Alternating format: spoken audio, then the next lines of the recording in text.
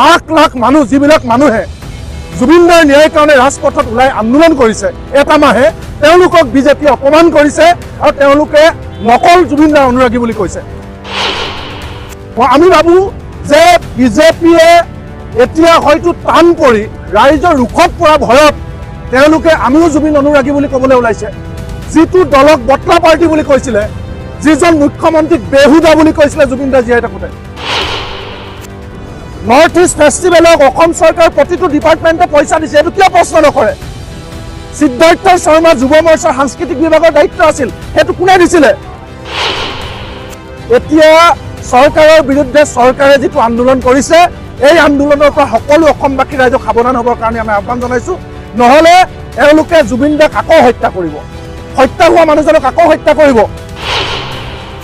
কৃষক মুক্তি সংগ্ৰাম সমিতি, ছাত্ৰ মুক্তি সংগ্ৰাম সমিতি আৰু জাতীয় যুৱ বাহিনীয়ে যৌথভাৱে 48 ঘণ্টাৰ কাৰণে জুবিনদাৰ ন্যায় প্ৰাপ্তিৰ দাবীত আমাৰ এই অনশন কাৰ্যসূচী ৰূপায়িত হৈছিলে আৰু আজি শেষ হৈছে।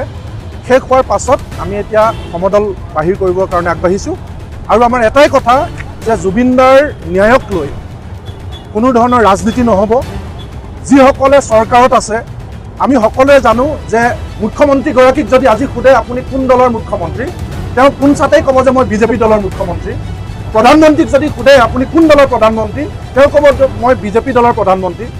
আৰু সেই দলটোৱে যিটো দলৰ দ্বাৰা এখন চৰকাৰ চলি আছে, যিটো দলে পঞ্চায়তৰ পৰা ৰাজ্যৰ পৰা কেন্দ্ৰলৈকে চৰকাৰৰ নেতৃত্ব দি আছে, সেই দলটোৱে আজি 1 মাহৰ পাছত ৰাজপথলৈ ওলাই আহি তেওঁলোকে কৈছে যে এতিয়াহে হেনো প্ৰকৃত জুবিনদাৰ অনুৰাগীসকল ৰাস্তালৈ ওলাই আহিছে। তাৰমানে পোনচাতে তেওঁলোকে লাখ লাখ মানুহ যিবিলাক মানুহে জুবিনদাৰ ন্যায়ৰ কাৰণে ৰাজপথত ওলাই আন্দোলন কৰিছে এটা মাহে, তেওঁলোকক বিজেপিয়ে অপমান কৰিছে আৰু তেওঁলোকে নকল জুবিনদাৰ অনুৰাগী বুলি কৈছে। এই কথাটোৱে বিজেপিয়ে অসমৰ ৰাইজক অপমান কৰিছে। দ্বিতীয় কথাটো হৈছে আপোনালোকে জানে তেওঁলোকে আজি স্বীকাৰ কৰিলে যে 1 মাহ দিনে মুখ্যমন্ত্ৰীয়ে যে তদন্তৰ নামত ভেকু ভাওনা কৰিলে, এই কথাটো আজি বিজেপিয়ে প্ৰকৃত অনুৰাগী ওলাই আহি আজি ন্যায় বিচাৰিছোঁ বুলি কোৱাৰ লগে লগে এই কথাটো প্ৰমাণ হ'ল। যিটো কথা অসমৰ লাখ লাখ মানুহে কৈ আছে যে বিজেপিয়ে 1 মাহ দিনে কেৱল নাটক কৰিছে, কোনো ধৰণৰ তদন্ত নকৰিলে। আৰু আটাইতকৈ ডাঙৰ কথা, কোন মানুহজনে কৈছে নলবাৰীত যিজন মানুহক জুবিনদাই জীৱিত কালতে তেওঁক মূল্যায়ন কৰি থৈ গৈছিলে। প্ৰথমে গৰু বুলি কৈছিলে, এতিয়া গৰু চুৰ ওলালে। সেইজনে নহয় জানো জয়ন্ত বৰুৱা ডাঙৰীয়া? এতিয়া হিমন্ত বিশ্ব শৰ্মা ডাঙৰীয়া তেওঁক ঠিকা দিছে যে মানুহৰ পিঠিত ষ্টিকাৰ লগাব লাগে কোন অনুৰাগী আৰু কোন অনুৰাগী নহয়। সেই কামটো কোনে দিলে? এইটো আমাৰ অসমীয়া মানুহৰ কাৰণে দুৰ্ভাগ্য। এনেকুৱা এজন মানুহ অসমত কেবিনেট মন্ত্ৰী হৈ আছে, যিজন মানুহক জুবিনদাই, অসমৰ প্ৰাণ জুবিনদাই জীৱিত কালতে তেওঁক এনালাইচিছ কৰি থৈ গৈছে। গৰু বুলি কৈছিল, পিছত গৰু চুৰ ওলালে। সেই মানুহজনে এতিয়া আমাক প্ৰশ্ন কৰে যে কোন অনুৰাগী নহয়। ইয়াৰ জৰিয়তে আমি ভাবোঁ যে বিজেপিয়ে এতিয়া হয়তো টান পৰি ৰাইজৰ ৰুখত পৰা ভয়ত তেওঁলোকে আমিও জুবিন অনুৰাগী বুলি ক'বলৈ ওলাইছে। যিটো দলক বটলা পাৰ্টি বুলি কৈছিলে, যিজন মুখ্যমন্ত্ৰীক বেহুদা বুলি কৈছিলে জুবিনদা জীয়াই থাকোঁতে। ADR পৰীক্ষাৰ সময়ত চেকিঙত যদি মোবাইল ভিতৰলৈ নিয়ে তেতিয়াহ'লে 10 লাখৰ পৰা 1 কোটি টকাৰ ফাইন লগাম বুলি কওঁতে জুবিনদাই কি বুলি কৈছিলে?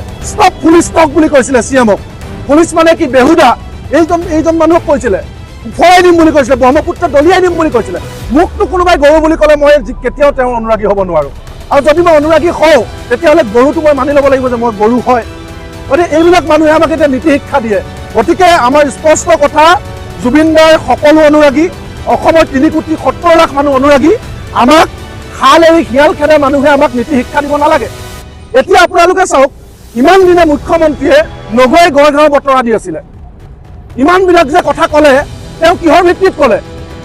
16 অক্টোবৰ তাৰিখে উচ্চায়ুক্তক মাতি আনি দিল্লীত মিটিং কৰিব পাৰে। সেই কামটো 22 তাৰিখে যেতিয়া তেওঁ সমাধিস্থ কৰা হ'ল, 23 তাৰিখে কিয় উচ্চায়ুক্তৰ লগত নবহিলে? তাক ৰক্ষণাবেক্ষণ দিবৰ কাৰণে কৰিলে। এতিয়া বিজেপিয়ে ডাঙৰ লেকচাৰ মাৰে। নৰ্থ ইষ্ট ফেষ্টিভেলক অসম চৰকাৰৰ প্ৰতিটো ডিপাৰ্টমেণ্টে পইচা দিছে, এইটো কিয় প্ৰশ্ন নকৰে? সিদ্ধাৰ্থ শৰ্মা যুৱ মৰ্চাৰ সাংস্কৃতিক বিভাগৰ দায়িত্ব আছিল, সেইটো কোনে দিছিলে? এতিয়া যে বিজেপিয়ে হঠাৎ সম্বিত ঘূৰাই পাইছে, পবিত্ৰ মাৰ্ঘেৰিটা বৈদেশিক পৰিক্ৰমা ডিপাৰ্টমেণ্ট নৰ্থ ইষ্ট ফেষ্টিভেলৰ পাৰ্ট আছিল।